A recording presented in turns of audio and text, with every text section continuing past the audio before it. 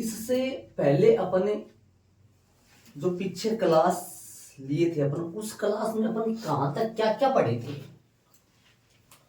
पहले तो ये दोहराना बहुत जरूरी है। तो बताओ, जब यदि अपने को एक बिंदु दे दिया जाए, जब यदि किसी रेखा पर एक बिंदु दे दिया जाए, मतलब कि एक रेखा ये है, एक रेखा है, इसके ऊपर एक बिंदु दे दिया जाए ए है, जिसके निर्देशांक है x1 coma y1 coma z1, और इस रेखा के समांतर एक सदिश दे दिया जाए, जो सदिश का नाम क्या है, बी सदिश है, और इसको इसके दिग अनुपात क्या होते हैं, ए आई सदिश, ए आई के, बी जे के और सी के। यदि अपने को एक रेखा और उस रेखा के समांतर एक सदिश दे दिया जाए, तब अपन इस रेखा का समीकरण पढ़े थे। अपन रेखा के समीकरण क्या पढ़े थे, अपन रेखा के समीकरण पढ़े थे, ध्यान दो। यदि अपने को रेखा पर एक बिंदु दे दिया जाए, और बोलो रेखा पर एक बिंदु दे दिया जाए और रेखा के समांतर एक सदिश दे दिया जाए, बी सदिश जिसको बोलते हैं, और तब इस बिंदु का स्थिति सदिश क्या होता है भाई, ए सदिश होता है। ए सदिश बराबर क्या होता है, x1 i के y1 j के y1 j के और z1 के। तब इसका इस रेखा का समीकरण का सदिश रूप क्या होता है, रेखा का समीकरण, रेखा का समीकरण का कौन सा रूप है, सदिश रूप। क्या होता है भाई सदिश रूप, सदिश रूप होता है आर सदिश बराबर ए सदिश प्लस में लैम्डा बी सदिश। ए क्या है यहां, उस रेखा पर स्थित बिंदु का स्थिति सदिश। बी क्या है यहां, उस रेखा के समांतर दिया गया सदिश, ये भी दिया गया बिंदु है, ये सदिश रूप। कार्तीय रूप क्या होता है इसका, इस रेखा के समीकरण का कार्तीय रूप क्या होता है, x माइनस का x1 बटा ए y माइनस का y1 बटा बी z माइनस का z1 बटा सी। ये तो दो रूप पढ़े थे अपन रेखा के समीकरण का। जब यदि रेखा पर एक बिंदु दे दिया जाए और उस रेखा के समांतर एक सदिश दे दिया जाए, तब रेखा का समीकरण दो रूपों में आता है, एक सदिश रूप में, एक कार्तीय रूप में होता है। सदिश रूप होता है आर सदिश बराबर ए सदिश प्लस लैम्डा बी सदिश। ये आर सदिश क्या है, कोई अपन बिंदु लिया था, कोई मतलब एक प्रकार का घूमने वाला बिंदु लिया था, कोई भी बिंदु हो सकता है आर सदिश, जिसके निर्देशांक क्या होते थे, याद करो आर की सदिश, एक्स आई केफ, वाई जे केफ और जेड के केफ। ये क्या है, बिंदु का स्थिति सदिश, जिसके क्या होता था स्थिति सदिश, निर्देशांक बोल दो चाहे स्थिति सदिश बोल दो, क्या होता है x1 i के y1 j के और z1 के। b क्या है, उस रेखा के समांतर सदिश ए आई के बी जे के सी के। एबीसी क्या है, या इस सदिश के दिगे अनुपात है। x1 y1 z1 क्या है, इस बिंदु के निर्देशांक, और ये इसका स्थिति सदिश है। कार्तीय रूप में x माइनस x1 बटा a, y माइनस y1 बटा b, z माइनस z1 बटा c। x y z किसके निर्देशांक है, यहाँ कोई अन्य बिंदु लिया था उसका, x1 y1 z1 के इसके निर्देशांक है, दिए गए बिंदु का निर्देशांक है। एबीसी क्या है, यहाँ दिए गए सदिश के दिगे अनुपात है। इसके साथ ही अपन क्या पढ़े थे, इसके साथ अपन ये पढ़े थे दो रेखाओं के बीच का, दो रेखाओं के बीच का क्या पढ़े थे, याद करो, कोण पढ़े थे अपन। क्या होता था वो कोण, कोस थीटा बराबर b1 सदिश डॉट b2 सदिश, बट्टा में बताओ b1 सदिश का परिमाण और b2 सदिश का परिमाण, और दोनों का एक साथ भी परिमाण। ये अपन पढ़े थे दो रेखाओं के बीच का कोण। सदिश, दो सदिशों के बीच का कोण अपन ज्ञात करें तो पूरे का मोड नहीं लगता है, दो सदिशों के बीच का कोण निकालेंगे, पूरे का मोड़ नहीं लगता है, लेकिन दो रेखाओं के बीच का कोण निकालेंगे तो पूरे के मोड़ लगता है। बाकी दो सदिशों के बीच का कोण का सूत्र क्या था वहां, याद करो जरा, कोस थीटा बराबर क्या था वहां चैप्टर नंबर 10 में। दो सदिशों के बीच का कोण का सूत्र क्या होता था, ए सदिश डॉट बी सदिश बटा ए सदिश का परिमाण डॉट बी सदिश का परिमाण, ये होता था चैप्टर नंबर 10 में, ये चैप्टर नंबर 11 में। चैप्टर नंबर 10 में दो सदिशों के बीच का कोण है और चैप्टर नंबर 11 में दो रेखाओं के बीच का कोण। इनके मोड़ क्यों लगता है, मैंने बताया था आपको, इनके मोड़ क्यों नहीं लगता है, क्योंकि सदिशों में एक की तरफ कोण बन सकता, एक की तरफ कोण बनता है सिर्फ ये थीटा ही, लेकिन रेखाओं में थीटा और 180 डिग्री माइनस थीटा, लेकिन अपन कौन सा कोण ले लेते हैं, सिर्फ न्यून कोण ही लेते हैं, इसलिए मोड़ लगाकर अपन इसको न्यून कोण बना लिया जाता है। तो यहाँ पर मोड़ नहीं लगता है, यहाँ पर मोड़ लगता है। ये बातें अपन पीछे वाली क्लास में पढ़ लिए थे, सारी पीछे पढ़ लिए थे अपन सारी, इतनी बातें। अपना टॉपिक रह गया था दो रेखाओं के बीच की दूरी, ये टॉपिक अपना चलेगा। दो रेखाएं कितने प्रकार से होती है 3D में रेखाएं, एक तो होता है रेखाएं समतलीय, हो सकता है दोनों रेखाएं समतलीय हो सकता है दोनों रेखाएं विषमतलीय, ये बात करेंगे अपन। ये वाला प्रोसेस एक बार देख लो, इतनी बातें अपन पढ़ लिए थे पीछे, देख लो जरा। ये तो चैप्टर नंबर 10 का है, ये बातें ये पढ़े थे अपन, इतना ही पढ़े थे ये सब, ठीक है।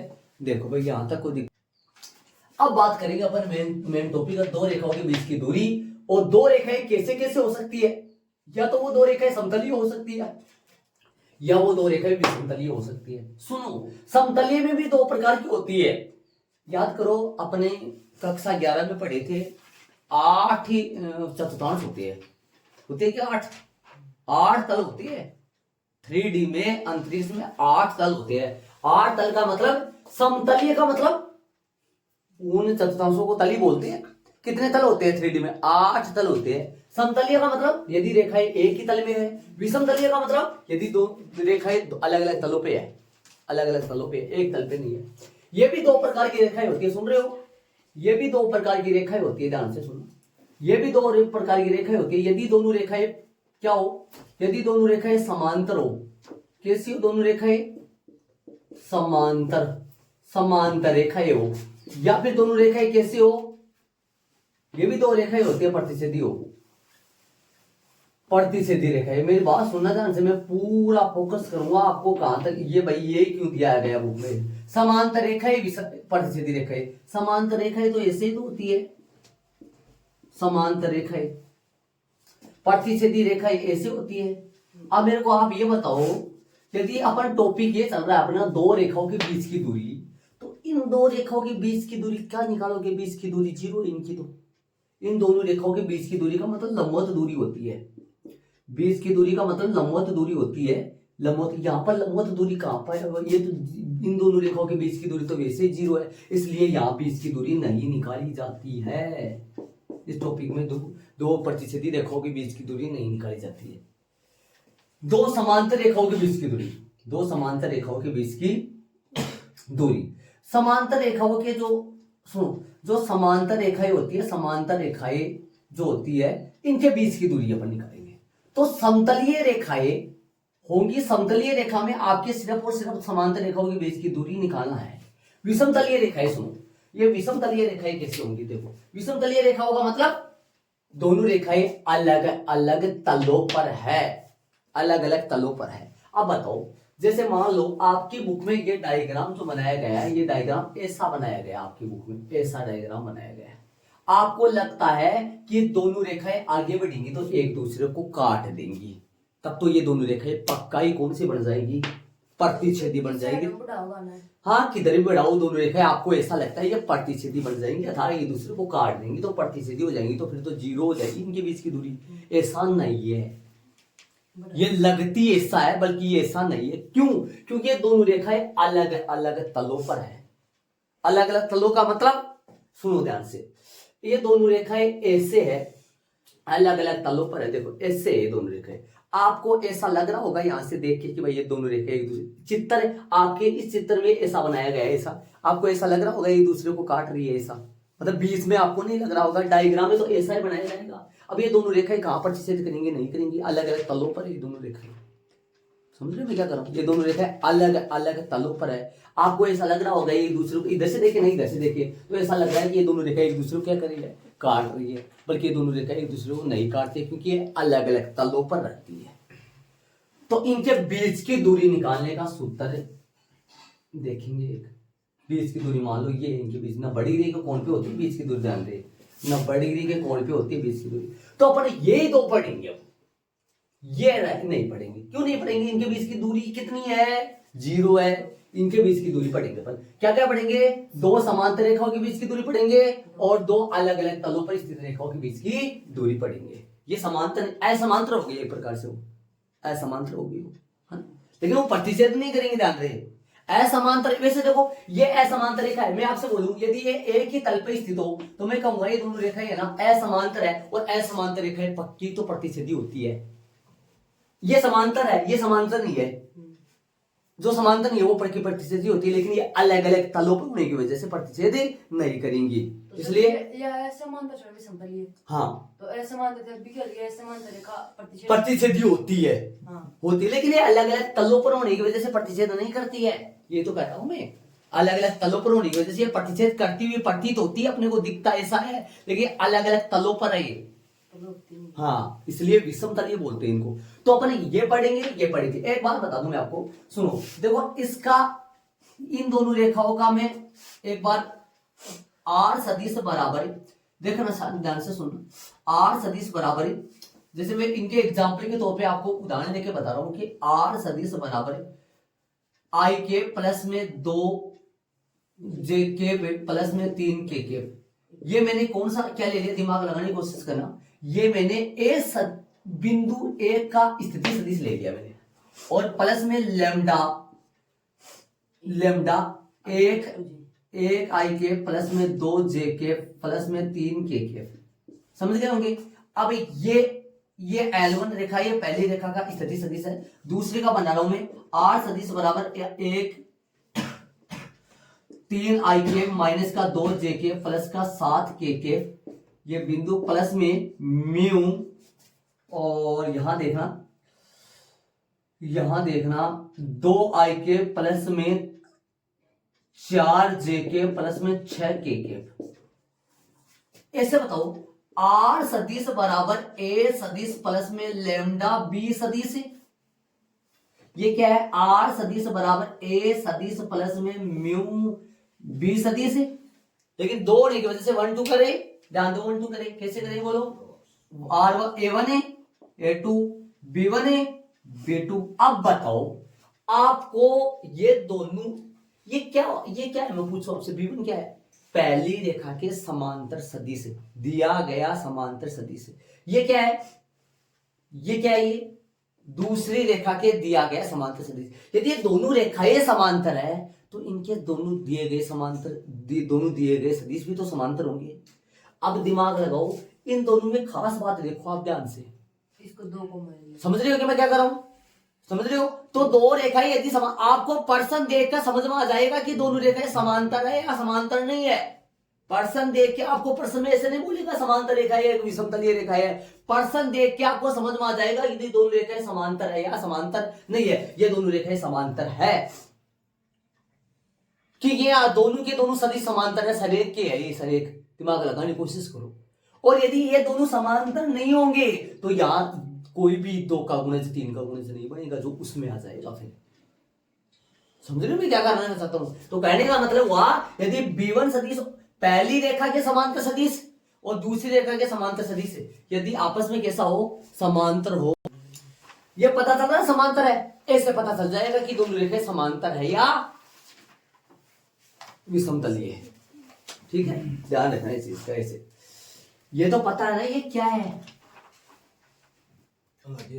पहली रेखा पर दिया गया बिंदु का स्थिति, ये क्या है? दूसरी रेखा पर दिया गया बिंदु का स्थिति, ये क्या है? पहली रेखा के समांतर सदिश जो देता है प्रश्न में, अभी जो मैंने बताया, ये दूसरी रेखा के समांतर सदिश। तो ये दो, पहली रेखा के समांतर सदिश है, दूसरी रेखा के समांतर सदिश है, तो दोनों सदिश भी तो समांतर होंगे ना, ऐसे। तो समांतर सदिश ऐसे आ जाएगी। तो अब चले अपन सूत्र की बात करें। ये 2 मैंने ले लिया। अब 2 समांतर रेखाओं के बीच की दूरी और विषमतलीय 2 रेखाओं के बीच की दूरी। समांतर रेखाओं के बीच की दूरी करेंगे तो इनके बीच की दूरी ये होगा, ये बीच की इनकी क्या होगी, दूरी होगी। और इसका सदिश है आर सदिश बराबर ए वन ए प्लस में लैम्डा बी सदिश और आर सदिश बराबर ए टू म्यू लैम्डा बी सदिश, है ना। इधर बताओ आर सदिश बराबर ए1 ए लैम्डा बी1 सदिश और आर सदिश बराबर ए2 म्यू लैम्डा बी2 सदिश। देखो नहीं है बी1 बी2, यहाँ पर दोनों सदिश समांतर आएंगे, समांतर दोनों हो सकता है दोनों बराबर, अभी एग्जाम्पल में बताए थे मैंने, हो सकता है समांतर है या गुणज आए, तो मतलब मेरे कहने का मतलब ये दोनों समान ही होंगे, समांतर मतलब गुणज हो सकते हैं या फिर समान भी हो सकते हैं, सेम टू सेम आएंगे, दोनों सेम आएंगे। और इन ऐसे देखकर अपन बता देंगे कि दोनों रेखाएं समान, यदि ये दोनों बराबर है तो कह देंगे दोनों रेखाएं समांतर, भाई समांतर के सूत्र लगाओ। और ये दोनों अलग अलग है तो कह देंगे दोनों रेखाएं विषमतली है तो विषमतली के फॉर्मूले लगाओ। तो इनके बीच की दूरी अपन ज्ञात करेंगे, इनके बीच की जो दूरी है ना, बड़ी दी के कोण बनाने वाली दूरी है, ये दूरी होगी बीच की इनकी। ये दूरी निकालने का जो सूत्र होगा वो क्या होगा, दूरी बराबर में आप देखो बी सदिश बी अकेला है ना, या B1 B2 नहीं होगा, ध्यान रहे, बी सदिश और क्रॉस A2 माइनस A1, सुन रहे हो, और बटा में इन दोनों बी सदिश का परिमाण, और दूरी क्या पता ऋणात्मक आ जाए, इसके लिए पूरे के मोड लगा देंगे। इधर की बात करें तो दूरी बराबर में इधर में कितना फर्क है देखो, देखना, बी सदिश B1 सदिश क्रॉस B2 सदिश, समझे, और इनका डॉट अदिश गुना A2 माइनस A1 करो, चाहे A1 माइनस A2 करो, वो तो कोई फर्क नहीं चलेगा, चलो वो कर दो, बटा में B1 और क्रॉस B2 का मापांक और पूरे का एक साथ मोड। अब ध्यान लगा के दोनों सूत्रों को बारीकी से देख लो, देख लो क्या क्या विवरण है, क्या डिफरेंस हुआ, क्या फर्क हुआ, दोनों में ध्यान से देख लो। आपकी बुक में ऐसे ही है, पूरे के मोड देखो, एक बार यहां पर ना पूरे के मोड लगाओ, या मेन बात है मोड ऊपर लगाओ, है ना, क्योंकि नीचे तो वैसे मोड हो रहा है, देखो दोनों तरफ देख लो, नीचे देख लो आराम से, बताओ क्या फर्क हुआ दोनों में। अरे एक मिनट इनको बारीकी से बताओ, पहली रेखा के बिंदु का स्थिति सदिश में से दूसरी रेखा के बिंदु का माइनस करना है, और इधर कौन सा सदिश है, बी सदिश, दोनों का सेम होगा, और इन दोनों का क्रॉस गुणा, मतलब सदिश गुणा कैसे निकालते हैं भाई, सदिश गुणा निकालना आता है आपको, सारणी की मदद से, बटा में बी सदिश का परिमाण, इधर बोलो B1 सदिश क्रॉस B2 सदिश, इन दोनों का सदिश गुणनफल और इन दोनों का माइनस का अदिश गुणनफल, क्या बोला मैंने, वापस सुनो, इन दोनों का सदिश गुणनफल और इन दो इसके अंतर का जो सदिश आएगा उसका अदिश गुणनफल, बटा में इन दोनों का क्रॉस सदिश का परिमाण का पूरे का मोड। इन दोनों में कितना फर्क है देख सकते हो, फर्क बताओ, ध्यान से देखिए कितना फर्क है इन दोनों में, फर्क बताना देखिए। यहां पर लास्ट में पूरे का सदिश गुणनफल निकालेंगे, यहां पर लास्ट में पूरे का अदिश गुणनफल निकालेंगे, और यहाँ A2 माइनस A1 सही चल रहा है दोनों में, ये तो दोनों बराबर ही आ रहा है। यहाँ पर दिक्कत, यहाँ पर देखो, यहाँ पर देख लो, यहाँ क्या प्रोसेस हो रहा है, बी की जगह B1 गुना B2 का मतलब सदिश गुणनफल है, बटा में भी वो आता है, बटा में जो सेम टू सेम, ठीक है। अब अपन इनके संबंधी दो उदाहरण पढ़ेंगे, है ना, इनके संबंधित दो एग्जाम्पल पढ़ेंगे। तो एग्जाम्पल नंबर 8 और 9 और 10 है क्या, एग्जाम्पल नंबर 10 अभी 9 वाला 10 वाला एग्जाम्पल देखिए, उदाहरण नंबर 9 और 10 मैंने लिख दिया है। अब बताओ, अब इन दोनों को देख के बता दो आप कि कौन सी तो दो समांतर रेखाएं हैं, कौन सी दो विषमतलीय रेखाएं हैं, देख के बता सकते हो आराम से। एग्जाम में प्रश्न में ऐसा दिया हुआ नहीं मिलेगा कि ये दो समांतर है, ये दो विषमतलीय है। अब देख के बता दो, देखो ध्यान से सुनना, ये पहली रेखा पर स्थित बिंदु का स्थिति सदिश ये है, इसमें के नहीं है, जीरो हो। दूसरी रेखा का ये A1 सदिश है, ये A2 सदिश है, ये B1 सदिश है और ये B2 सदिश है। तो कहने का मतलब ये दो विषमतलीय रेखा है। इसमें जो सूत्र लगेगा बीच की दूरी का फॉर्मूला कौन सा लगेगा, वो लगेगा B1 सदिश B2 सदिश। और यहाँ पहली रेखा पर बिंदु ये है, पहली रेखा पर स्थित बिंदु का स्थिति सदिश ये है, A1 सदिश है, ये A2 सदिश है, ये B1 सदिश है, ये B2 सदिश है, B1 B सदिश है। दोनों सेम है तो B सदिश है, यहाँ दोनों से अलग अलग है तो B1 B2 हो गया, और ये दोनों सेम है तो B सदिश है। तो ये दो समांतर रेखा है, इनमें बीच की दूरी का सूत्र ये लगेगा। समझ रहे हो मैं क्या कर रहा हूँ? बोर्ड के एग्जाम में 4 नंबर का प्रश्न आएगा, बीच की दूरी या फिर बीच का कोण, अथवा में एक 4 नंबर का प्रश्न। हाँ, दोनों समान है, इसका मतलब वो B सदिश है, ये दोनों रेखाएं समांतर है। और ये अरे आप जानते हो कि ये स्थिति रेखा का कौन सा समीकरण होता है? ये रेखा का कौन सा समीकरण होता है? सदिश रूप होता है समीकरण का। सदिश रूप में क्या क्या होता है? रेखा पर दिया गया बिंदु का स्थिति सदिश और रेखा के समांतर कोई सदिश, रेखा के समांतर ये सदिश है और ये भी रेखा के समांतर सदिश है। दोनों रेखाएं समांतर है तो सदिश भी तो समांतर ही होंगे ना। तो करने का मतलब लगाए, बोलो क्या क्या रहेगा, पहले ये करें, इसमें कौन सा वो वाला, तो क्या क्या किस किस की जरूरत है आपको बताओ इस सूत्र में मान रखने के लिए। A2 - A1 की, A2 में यहां पर बताओ, यहां बात करूं मैं सीधा लिखते हैं ना, यहां A1 क्या है, मैं बात करूं A1 की, A1 क्या है यहाँ, A1 सदिश क्या है, I के प्लस में J के। A2 सदिश क्या है, 2I के प्लस में J के माइनस का K के। क्या क्या फाइंड करना है अपने को, A2 माइनस A1 कर, तो A2 माइनस A1 फाइंड, इसमें जरूरत है अपने को A2 माइनस A1 की। A2 माइनस A1 करो, दो में से गया I के प्लस का 0 J के, और बोलो क्या कर दिया, सही है क्या, 0 गए तो, और ये बोलो माइनस का के भी लिख दो, फिर क्यों लिखो इतना, ये लो हो गया सारा, समझ गए। A2 में से A1 घटाएंगे, 2 में से गए J में से J गया, 0 बचेगा, और माइनस के में से 0 गया तो फिर माइनस के। अब ये निकालो, B1 क्रॉस निकालो इनका, ये तो निकाल लिया आपने। अब दूसरा तथा B1 सदिश क्या है यहाँ, B1 सदिश देख लो, 2I के माइनस का J के प्लस का K के, और B2 सदिश क्या है, 3I के माइनस का 5 J के और प्लस का 2 K के।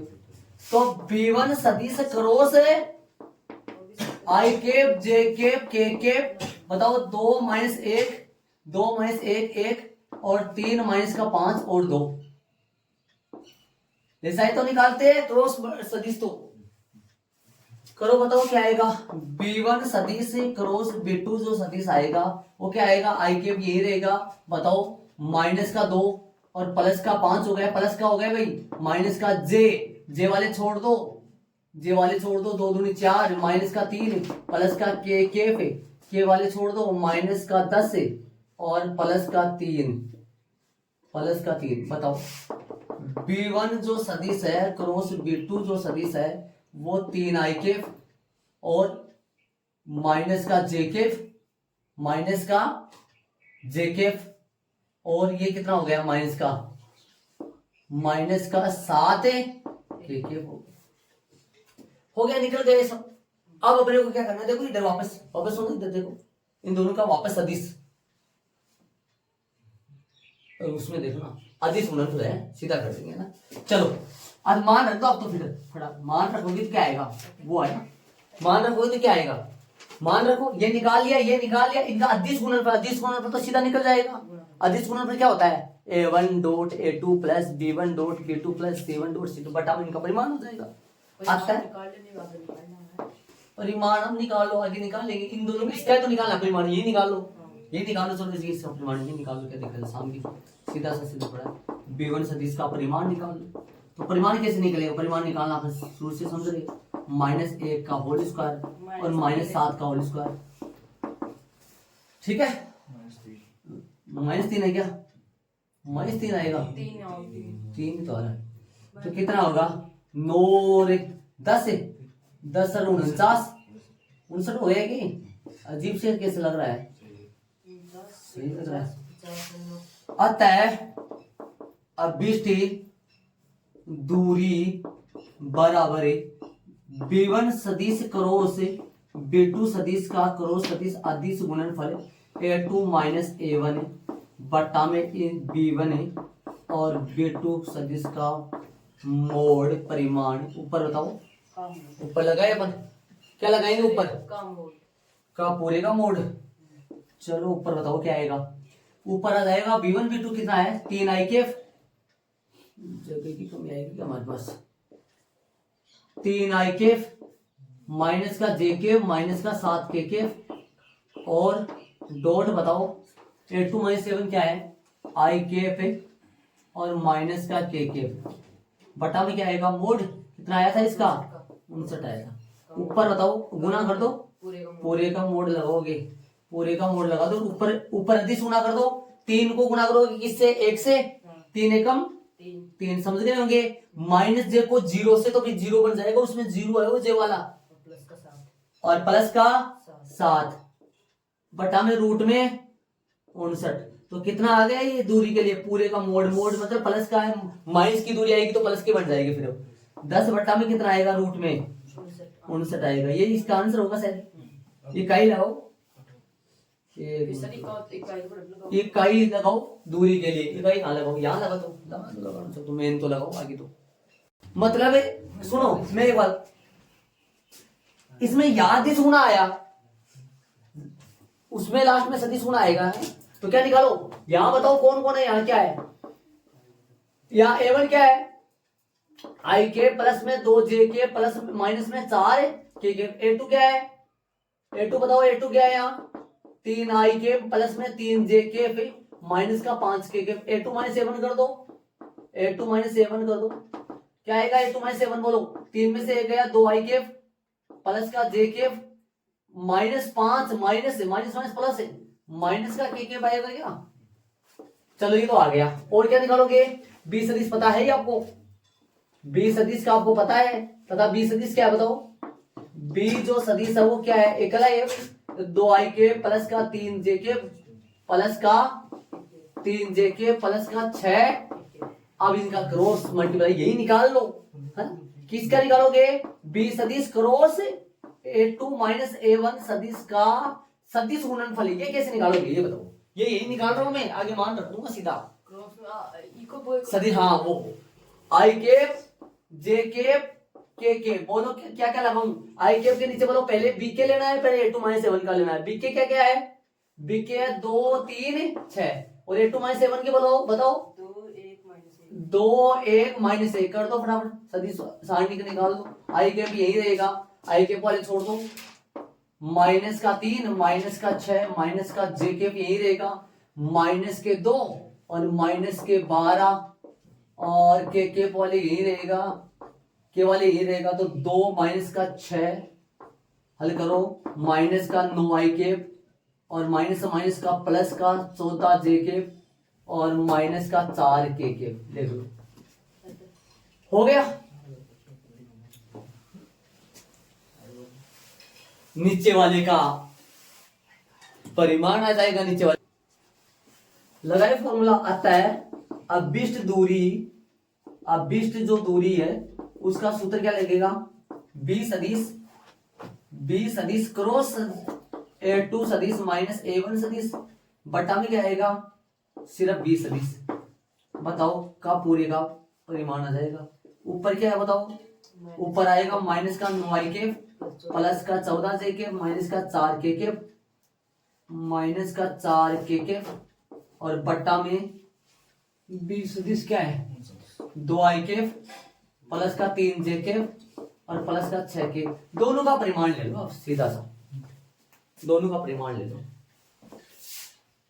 अब ऐसा हो जाएगा, देखो ये परिमाण डबल वाल लग गया ऐसा, है ना, तो समझ रहे हो नीचे वाले का परिमाण हो जाएगा, ये परिमाण बड़ा ना बनकर ऊपर ही लग जाएगा, तो दोनों का परिमाण हो जाएगा लास्ट में दोनों का परिमाण हो जाएगा, तो क्या आ जाएगा रूट a और नीचे भी रूट, बताओ क्या आएगा -9 का होल स्क्वायर और प्लस में 14 का स्क्वायर और बोलो प्लस में -4 का होल स्क्वायर बटा में 2 का स्क्वायर, 3 का स्क्वायर और 6 का स्क्वायर।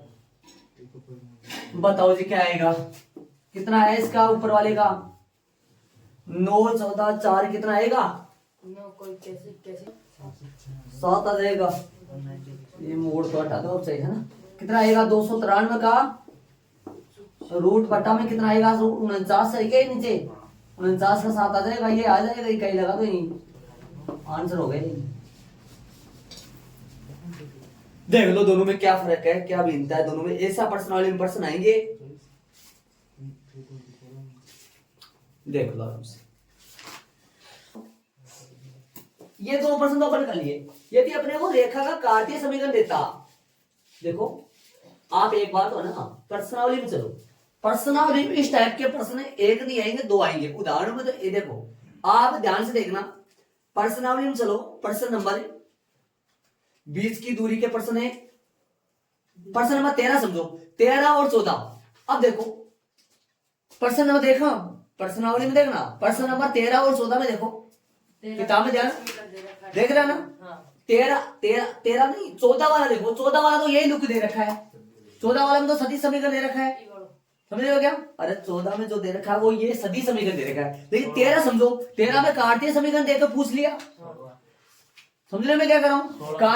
कार्तीय समीकरण। और 16 में भी, 16 में क्या नहीं, वो 17 16 हट गए। यहाँ 17 16 इसलिए हट गए क्योंकि आपके दिमाग लाने से रेखा पर जब दो बिंदु हो तो उनके सदिश समीकरण और सदिश कार्तीय समीकरण निकालना हट गया आपका टॉपिक हो। मैंने पहले बताया था आपको, रेखा पर दो बिंदु हो। सुनो अब बताओ मेरे को, ये ध्यान दो, ये बात सुनो। यदि इसका कार्तीय समीकरण आता तो कैसे आता? अरे इन दोनों का कार्तीय समीकरण आता तो कैसे आता? इधर आओ, इधर ध्यान देना एक बार। x माइनस x1 बताओ इसमें देख के, x1 कितना है? 1। कार्तीय समीकरण बना रहा हूं सीधा ही, बट्टा a1 2 बराबर है y माइनस y1 बोलो 1, b2 बोलो -1, z माइनस z1 बोलो z1, जल्द कर दिया सही, हाँ नहीं सही। z1 कितना है? z1 है 0, बट्टा में बोलो c 1।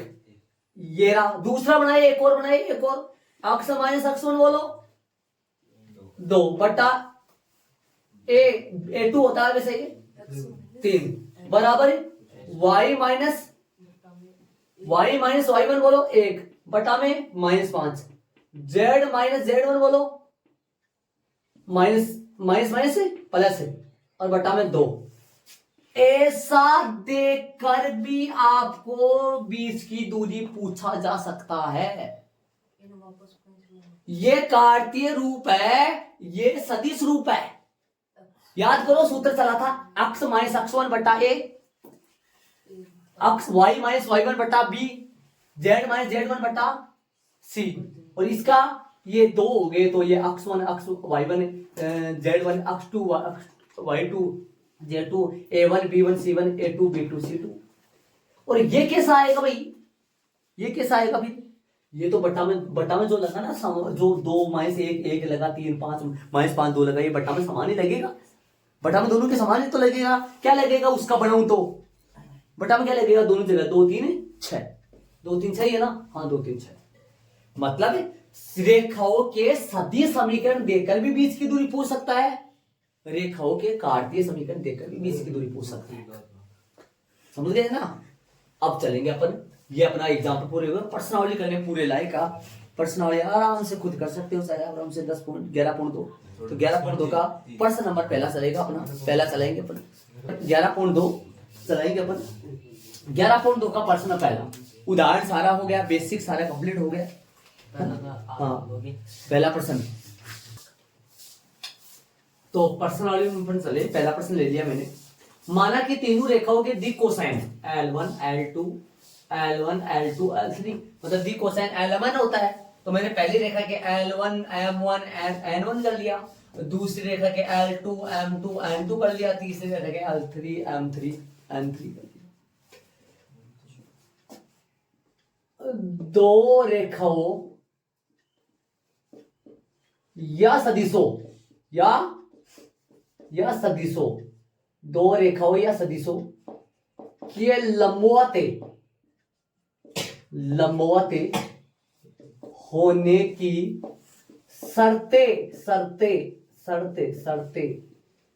A1 A2 B1 B2 C1 C2 बराबर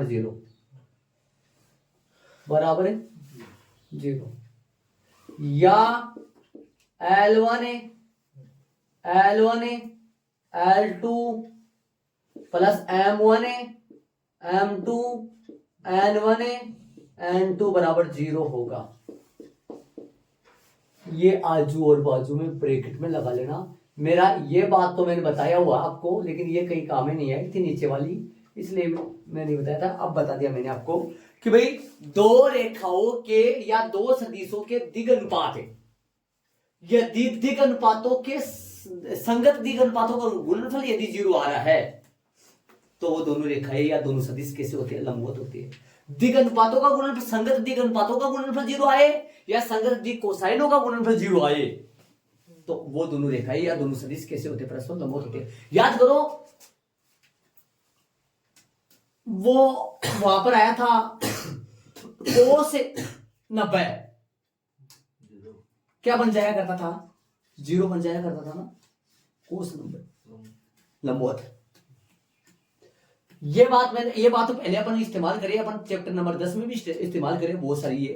दो सदिशों के लंबवत होने, लंबवत सिद्ध करो तो अपन A1 A2 plus B1 B2 plus C1 C2 बराबर क्या निकाल दिया करते थे? 0 निकाल कर अपन कह दिया करते थे वास्तव में दोनों सदिश तो परस्पर लंबवत है।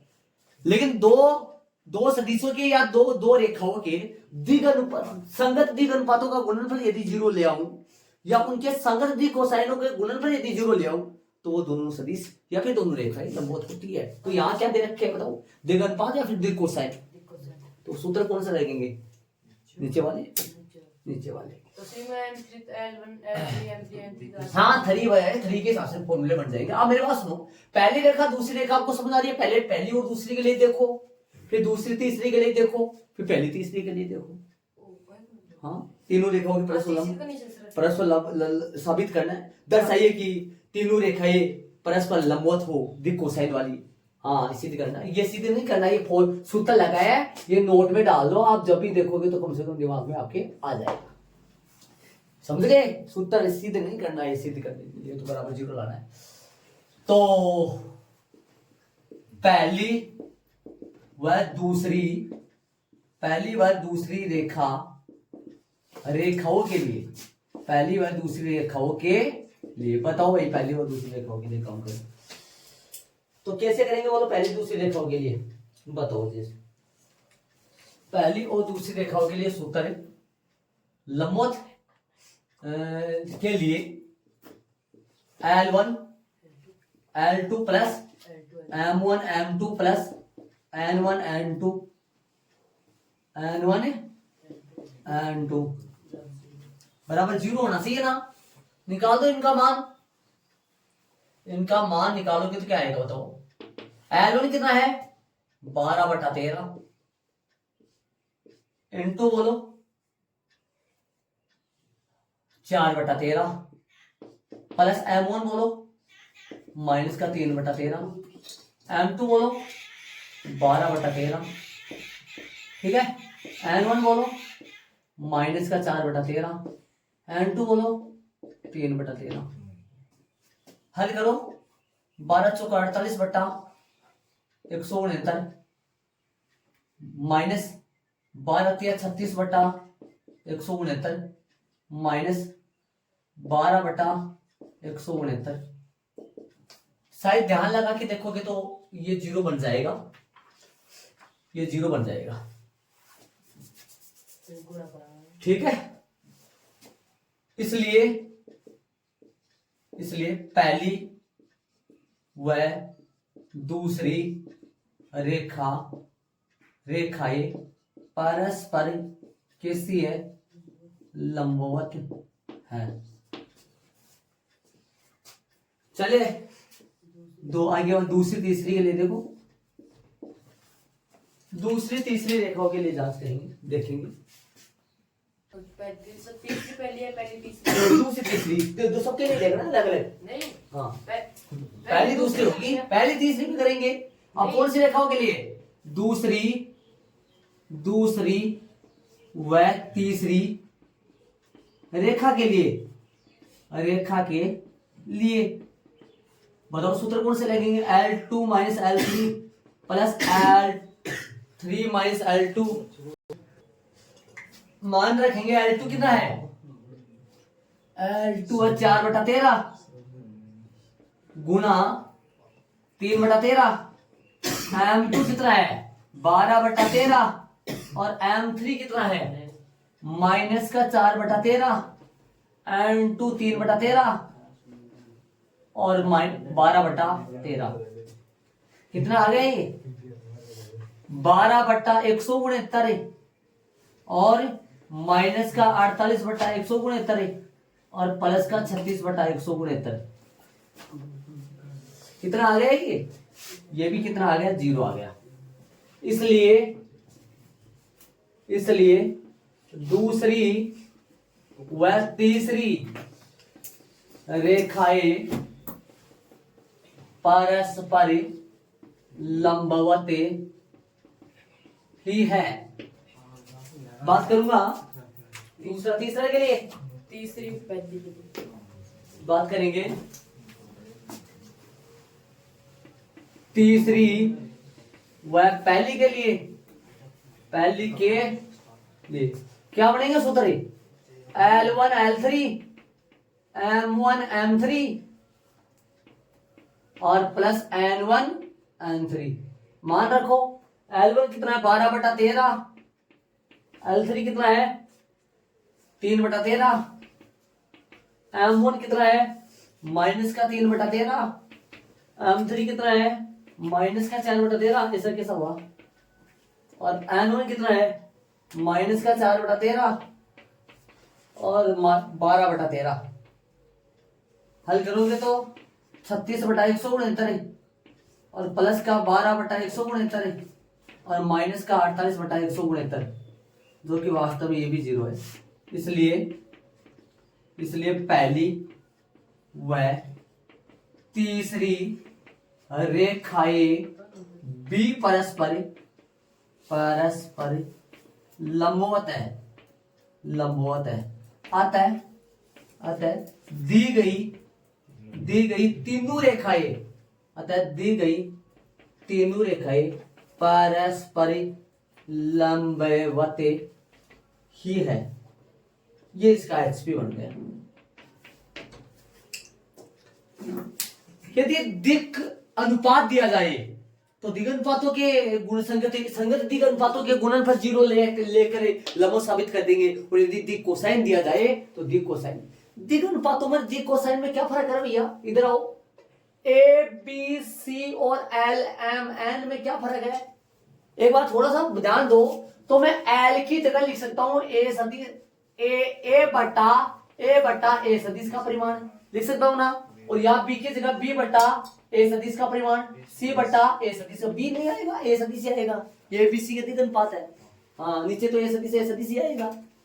अब बताओ जब इनके संगत दिक् अनुपातों का गुणनफल यदि 0 आएगा तो एल और एम एम के भी तो दिक् अनुपातों का गुणनफल 0 आएगा। ये तो बट्टा में लग रहा है, बट्टा में तो सबके समान ही लग रहा है, ऐसा समझ गए ना। चलो तो आगे वाले दूसरे प्रश्न पर चलेंगे। नॉर्मल प्रश्न था, आराम से शांति से हुआ है, कोई दिक्कत नहीं, समझ आ गया होगा। सिद्ध करना था, एचपी आया है।